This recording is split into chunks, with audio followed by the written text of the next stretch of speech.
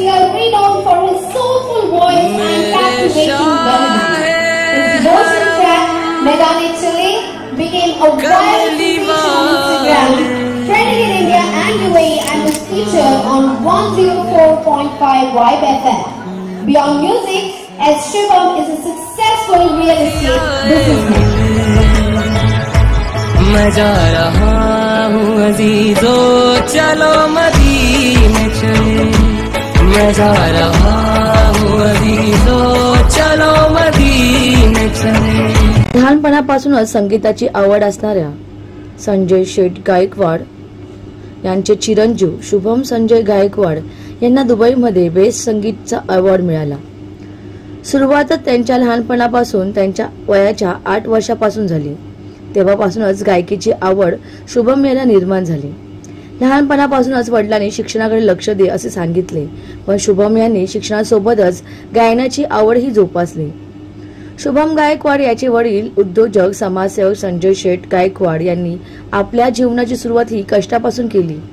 आपल्या मुलांना तसे दिवस येऊ नये म्हणून त्यांनी शुभमला शिक्षणाकडे आपलं मन केंद्रित करायला सांगितले, पण आज आपल्या मुलाला एवढ्या मोठ्या प्लॅटफॉर्मवर बघताना त्यांचे मन भरून आले।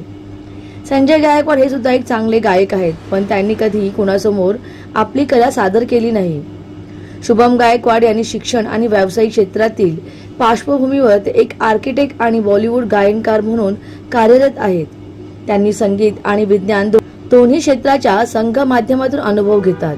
संगीतामध्ये विज्ञानाचा समावेश शुभम सावंत सायन्स अर्थात ध्वनिशास्त्र फिजिक्स ऑफ म्युझिक असे आपल्या गायकीतील प्रत्येक स्वराला स्पष्टता आणि दृढता येतात हे समजावून सांगतात। दैनंदिन जीवनातील शिस्त त्यांच्या दिवसानुसार दुकानाविषयी गायनाभ्यास आणि प्रोजेक्ट अनुभवानुसार कसा हाताळतात याचा तपशील देतात। स्वतःचे एक गुंतागुंतीचे परंतु प्रेरणादायी जीवन उभं करणं हे शुभम गायकवाड यांनी केले। सामाजिक बदलांसाठी संगीताचं योगदान शुभम याचा असा विश्वास आहे की संगीत केवळ मनोरंजन नाही तर समाजात सकारात्मक बदल घडवण्याचा माध्यम आहे। त्यांनी या दृष्टीने त्यांच्या धैर्याचा चर्चा केली। The bureau report, discovery TV news. राहिली गोष्ट प्रवास बद्दल जे तुम्ही विचारता, त्यात एक अजून एक सांगतो, इंडस्ट्रीमध्ये म्हणजे एस शुभम करून जर तुम्ही सर्च कराल तर बरेचसे गाणे टी सिरीज टिप्स सोबत तुम्हाला माझे गाणे मिळतील ऐकायला, आणि एक मूवीमध्ये पण गाणं आलंय तर ह्याच एस शुभम नावाने आलेलं आहे। आणि राहिली गोष्ट प्रवासाचं सांगायचं झालं तर मोठा प्रवास आहे खरं तर, बरेच वर्ष लागले, 20 वर्षाचा खरा तर प्रवास आहे, 20 ते 25 वर्षाचा। आणि तेव्हापासून छंद होता, तेव्हापासून आवड होती, आणि खूप साऱ्या गोष्टी आहेत ज्या कलेला आपल्याला म्हणजे रोजच्या गोष्टी आहेत त्या आपल्याला प्रोत्साहित करतात। आणि त्यातून एक गोष्ट सगळ्यात महत्त्वाची असते आपल्या आई वडील, तर त्यांच्या आशीर्वादाशिवाय आणि आज मी जे काय त्यांच्यामुळे आहे, त्यांचा जर आशीर्वाद नसता तर मला नाही वाटत की आज मी इथपर्यंत असतो। आणि तोच प्रवास खरा असतो आपला, जेव्हा नाव होतो बाहेर देशात, जसं दुबईमध्ये मला अवॉर्ड मिळाला गाण्यासाठी गायनसाठी, माझं मदीने चले गाणे खूप व्हायरल झाला, दुबईमध्ये पण खूप चालला, तिकडे FM वर सुद्धा हा गाणं चालला, त्याला एवढा आवड प्रतिसाद तिकडे दिला गेला।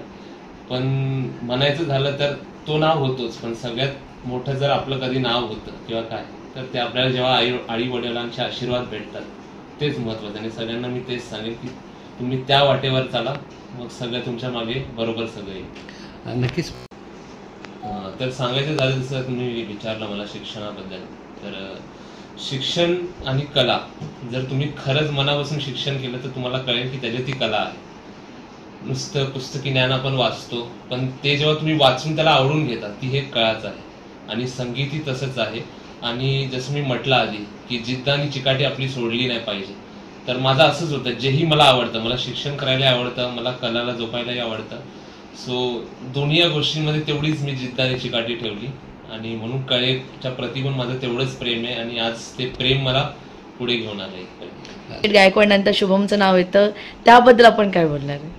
नाही, खरं तर त्यांच्या नंतर नाही माझं नाव आहे, पण म्हणायला गेलं तर नक्की की एक दिवस ह्या गोष्टीत पण मेहनत करून, कारण की मी रिसेंटली ह्याच्याबद्दल कोर्स पण केलेत बाहेर स्टेटला जाऊन, बिझनेस कसं मॅनेज करायचं काय कसं, तर तेही आहे, आणि त्यांचा साथ आहे, त्यांचा मला गायडन्स आहे, आशीर्वाद आहे, तर नक्की हे सगळं मिळून पण बिझनेसमध्ये पण खूप चांगलं होईल सगळं। असं जास्त कसं वाटतंय पूर्ण असं? खरं तर आता तुम्ही जसं प्रश्न विचारले जेवढं सोप्या पद्धतीने तेवढं सोपं तर नाही आहे. जे आपले दिवसाचे 24 तास असतात तेही कमी वाटतात खरं तर. पण म्हणायला गेलं मॅनेज ते होत गेलं खरं तर. फक्त माझी जी जिद्द आणि शिकाटी होती की बास हे आपल्याला करायचं आहे ते मनात आपण ठाम ठेवायचं. बाकी मग तो वरचा करून घेतो ते 24 घंट्यात पण सगळं तुमचं करून घेतो. सर मी कधी हा विचार पण केला नसेल का माझा मुलगा आर्किटेक्ट होऊन सुद्धा आपलं म्हणजे गायनाचं काम करू शकतो आणि आज सिंगिंग लेवलला तर 1 नंबर टॉपच्या लेवलला आहे. आणि ते उल्लेख मला आज जगामध्ये म्हणजे त्याचं वर्ल्डमध्ये नाव झालं आहे. तर बाबा एस शिवम कोण आहे तर मलाही प्रश्न पहिले पडला होता. तर एस शिवम म्हणजे संजय गायकवाड. संजय गायकवाड पुढे नाव आल्यानंतर बाबा मला असं वाटलं बा अचानक बाबा माझ्या मुलाचा असा आवाज कसा आला खणखणीत. तर तेव्हा मी सहज विचारलं बेटा हे तू हे कसं काय केलं. तर मला सांगितलं पप्पा मी 20-25 वर्षापासून मी मेहनत केलेली आहे. त्या मेहनतीचा फल मला आज मिळालेला आहे. आणि हा आनंद त्याला जेव्हा दुबईला पारितोषिक मिळालं दादासाहेब फाळके हा पुरस्कार तिथे मिळाला त्याच्यानंतर तर एकदम मला खूप बरं वाटलं आणि खूप चांगलं वाटलं.